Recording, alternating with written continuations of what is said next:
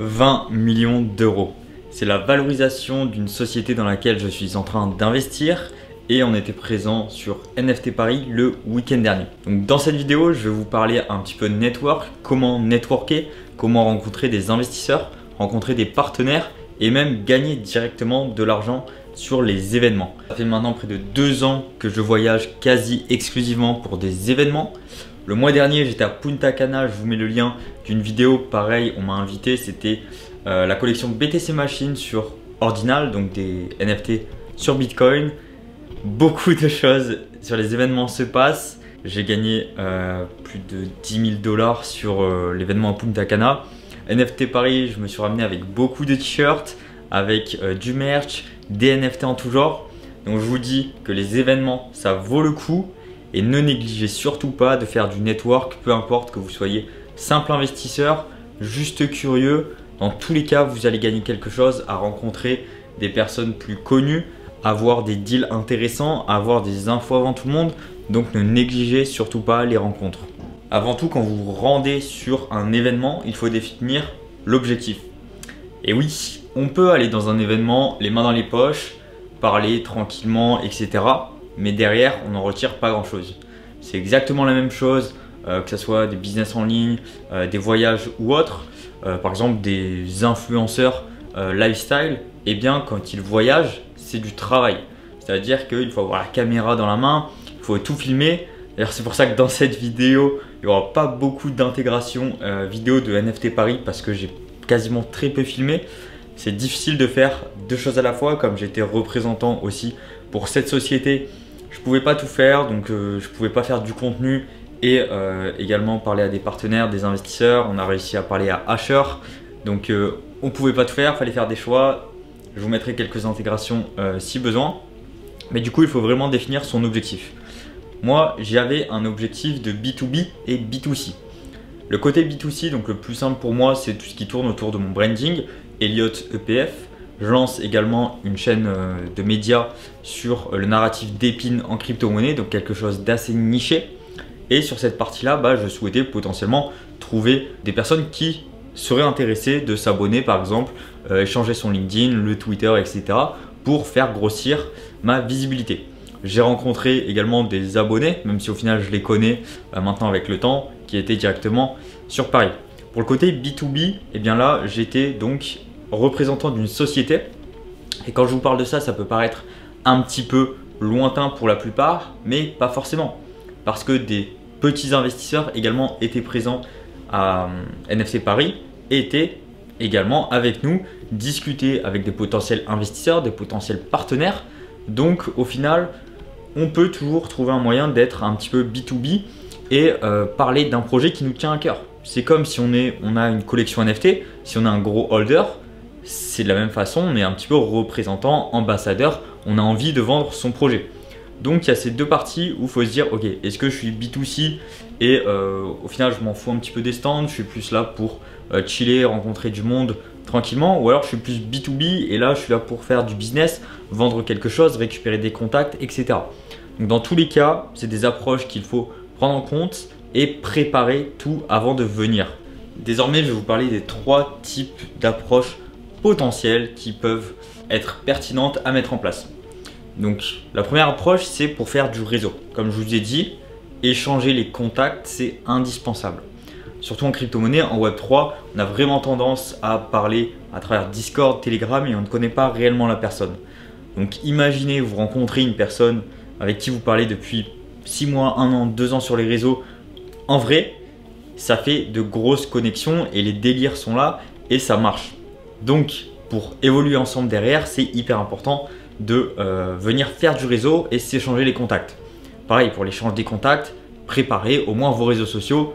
Un LinkedIn éventuellement hyper simple si vous êtes un peu B2B. Un Twitter si vous êtes un peu B2C, mais pas un Twitter lambda avec la photo de votre chien. Mettez un truc un peu plus quali en relation peut-être avec la crypto ou l'événement en question. Pareil que ce soit Instagram ou d'autres, généralement on s'échange plutôt Telegram, Twitter ou LinkedIn sur ce genre d'événement. Mais préparez tout ça et ne dites pas ah qu'est-ce que je te donne, ah tiens mon WhatsApp ou je ne sais quoi. Non, il faut savoir en amont qu'est-ce que vous allez faire lors d'une interaction sociale. Un autre type d'approche, c'est tout simplement présenter son projet. Comment on présente un projet? Eh bien, il faut mettre de l'intention. Si, alors sur les événements, c'est un petit peu différent, mais si dans la vraie vie, vous allez voir quelqu'un et vous tournez autour du pot, c'est exactement la même chose avec les femmes. Si vous tournez autour du pot et vous n'avez pas d'intention réelle qu'on puisse identifier, ça ne marche pas. Donc, la meilleure façon de faire tout ça, c'est avec du merch. Ce qu'on appelle du merch, c'est les vêtements. D'ailleurs, vous avez vu, j'ai mis un petit t-shirt très reconnaissable qui permet de faire un petit icebreaker en mode « Ah oui, ce mec c'est qui? Il a un t-shirt Bitcoin, donc il est en crypto-monnaie. » C'est la même chose pour les événements, il faut faire un icebreaker.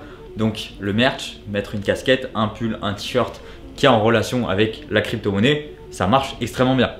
Combien de fois les personnes sont venues me voir car j'ai des tenues avec des Bored Ape, des tenues avec D-Gods, enfin bref, des NFT très très connus. Combien de fois des personnes sont venues me voir en me disant « Ah, tu l'as acheté où? Ah, super sympa ta jaquette, etc. » Donc au final, ça fait un gros icebreaker et ensuite on peut enchaîner la conversation et potentiellement présenter son projet. Donc personnellement sur NFT Paris, j'y étais avec un t-shirt de la société où j'étais représentant et dans le dos en fait j'avais l'explication de ce projet. Donc je marchais et les gars derrière moi ils pouvaient voir ce à quoi ils pouvaient s'attendre en me parlant. Et le dernier type d'approche, c'est les récompenses immédiates. Et ça, je pense que ça plaît à énormément de monde. Et je le fais bien évidemment, surtout sur les événements crypto. C'est-à-dire qu'on peut gagner beaucoup de t-shirts, des pulls, des bobs, je crois j'en ai gagné 2. Enfin bref, tout ce qui est merchandising, autocollants, des ledgers, des trucs comme ça, on peut gagner beaucoup de choses. Donc au final, on peut rentabiliser très facilement le prix d'achat, le voyage, etc. parce qu'il y a beaucoup de choses à gagner. Donc ça, je parle des trucs physiques. Et après, il y a les trucs digitaux ou des NFT, des mints, des trucs comme ça. Pareil, il y a beaucoup de choses à gagner. Attention, j'ai failli me faire scam. En gros, il y avait un fake email. Je regarde pas, je clique, ça m'envoie sur un fake site. J'ai pas tilté. Du coup, j'ai perdu 5 $ en Ether. Mais j'ai stressé parce que j'avais des NFT sur ce wallet. Ça valait 10 000 $.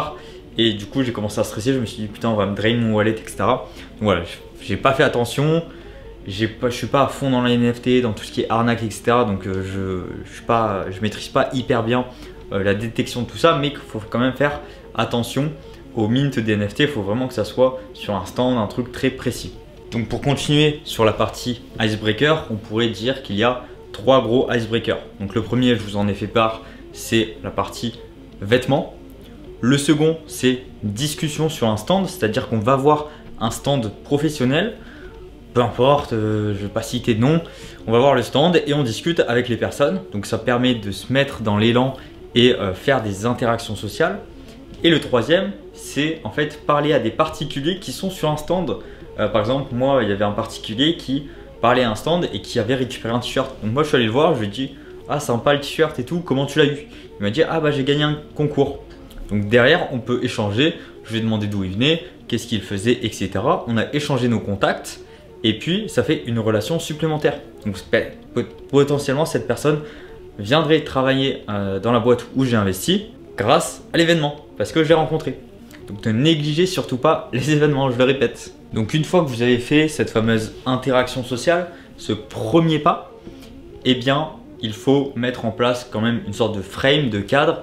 C'est-à-dire qu'il ne faut pas être lourd, il ne faut pas parler de sa vie, il faut essayer plutôt de parler de la vie de l'autre personne. Donc s'intéresser à l'autre personne et trouver des points communs. Ne racontez pas l'histoire de votre chien si le mec vous parle d'un truc tech Web3. Il y a plein de profils différents et là on passe un petit peu dans la psychologie sociale, les interactions, etc.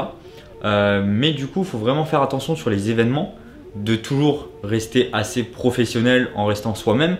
Moi, j'ai plutôt un profil assez pro, moins dégène, donc moins à faire 1 milliard de blagues, à parler de trucs sombres, etc. Donc, il faut garder sa personnalité. Ça peut coller ou non avec d'autres personnes, mais en tout cas, toujours garder une ligne directrice de vous êtes sur un événement, la personne en face également, vous n'allez pas passer 3 heures à discuter. Donc encadrer un petit peu tout ça, savoir qu'est-ce que vous voulez tirer de la personne, savoir qu'est-ce que la personne veut tirer de vous, peut-être un échange de contacts, peut-être un échange d'un point de vue business ou autre, et mettre un time frame, c'est-à-dire un cadre au niveau du timing en se disant ok, donc là on a parlé de ça, très bien, bon, écoute, on s'échange les contacts et puis si on se recroise dans l'événement, au plaisir, et puis vous enchaînez. Le but c'est pas de passer 1 heure, 2 heures à parler à une seule et même personne, parce que sur un événement, une journée ça dure, je sais pas, 8 heures peut-être max. Donc, si vous faites 1 heure par personne, vous avez vu que 8 personnes. Le but c'est de faire de la quantité et garder le contact avec la personne pour potentiellement échanger derrière. On en vient un peu au contenu de comment vous allez parler à la personne. Et bien ça, c'est tout ce qui est élocution. Personnellement, j'ai toujours été très mauvais. J'ai fait de l'orthophoniste quand j'étais enfant. Aujourd'hui, j'ai pas une très bonne élocution, mais par contre, depuis 4 ans que je fais des vidéos YouTube, bien sûr que ça s'est amélioré. Et entre le vocabulaire, crypto, business, entre mon aisance à parler devant une caméra, avec toutes ces expériences, je me force également à le faire, eh bien je suis beaucoup plus à l'aise, beaucoup plus éloquent et on m'écoute de mieux en mieux, plus facilement. Et pareil, c'est un jeu d'interaction sociale. Donc si on voit que la personne s'ennuie quand on lui parle ou a envie de se partir, très bien, on la laisse partir. Faut pas forcer les choses, c'est des interactions sociales, des fois ça match, des fois ça ne matche pas. Enfin, il faut bien entendu garder le contact. Il est clairement inutile d'aller sur des événements si vous ne faites pas du réseautage et vous ne gardez pas contact avec des personnes. Même si vous êtes un investisseur particulier, il y a énormément de personnes sur les événements qui ont plus de pertinence que vous et que moi, bien entendu, sur des NFT, des trucs comme ça. Donc, c'est toujours bien de garder contact. Pour garder contact, vous échangez un télégramme, un petit message. Le soir, vous envoyez un autre message en mode ok, à quel side event tu vas? Est-ce qu'on peut se retrouver par exemple, juste pour garder contact? Et ensuite, 3, 4, 5 jours après, vous renvoyez un message. Salut, comment ça va? J'espère que tu es bien rentré. Et puis, vous pouvez relancer une conversation pour essayer d'aller un petit peu plus loin s'il y a des synergies à faire.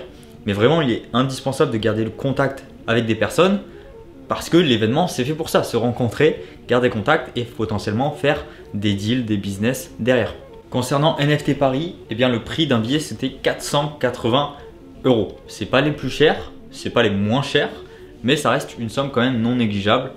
Même si j'estime qu'en crypto-monnaie, des personnes qui sont très intéressées font quand même un minimum d'argent, donc ça reste plus ou moins accessible, on va dire. Est-ce que c'est rentable? Clairement oui. Après voilà, ça dépend des niveaux de richesse de chacun. Mais 480 € pour découvrir toutes les personnes à qui vous parlez en ligne, pour découvrir des potentiels influenceurs. Je sais que je parle beaucoup pour ma personne vis-à-vis de mes business, mais si vous êtes juste investisseur, mais bien sûr que c'est hyper rentable. Vous rencontrez du monde, vous rencontrez des investisseurs particuliers comme vous rencontrez des business en ligne comme vous, et avec ces personnes-là, vous allez pouvoir évoluer, vous allez pouvoir échanger. Si vous comparez le prix d'une formation où vous allez tout seul dans votre coin et pas échanger avec du monde, les formations c'est cool, mais généralement si vous n'avez pas le déclic, vous n'allez pas passer à l'étape supérieure. Pour avoir le déclic, c'est des trucs du style des masterminds, des trucs comme ça qui coûtent assez cher. Mais donc dans un événement, vous avez la chance de rencontrer des B2B, donc des mecs qui font du business avec leur stand, vous discutez avec eux. Combien de personnes j'ai vu demander un stage à NFT Paris? Vous pouvez rencontrer des investisseurs particuliers du coup, échanger vis-à-vis de votre expérience et évoluer ensemble parce qu'il y aura un déclic derrière en mode ah ouais, toi tu as fait ça, je vais essayer de faire ça. Donc voilà, c'était un petit peu la conclusion de NFT Paris et aussi comment moi je me prépare pour aller à des événements. Je prépare mes contacts, voilà. Je vous ai fait part de tout ça. Vraiment, ne négligez pas les événements, c'est là où vous pouvez rencontrer du monde et c'est là où vous pouvez évoluer sur le long terme.